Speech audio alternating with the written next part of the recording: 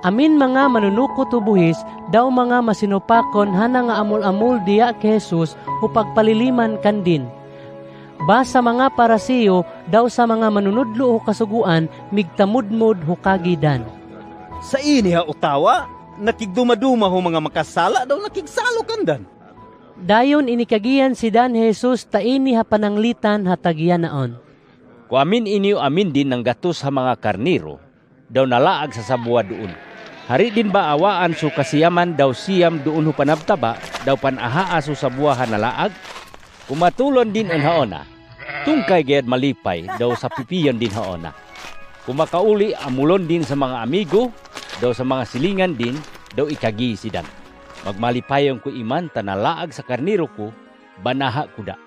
Ikagiyong ko inyo.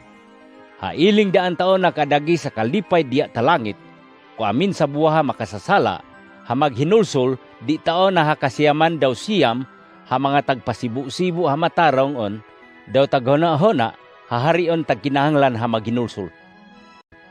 Kuamin bahi ha amin din 10 ha salapi, daw kalaag sa sabuha, hari ba magtutod haon na husulo, daw silhigi sa balay din, hupagpanaha taon na hasalapi din hanalaag, umatulon din haon ha, amulon din sa mga amigo, daw sa mga silingan din daw ikagihisidan.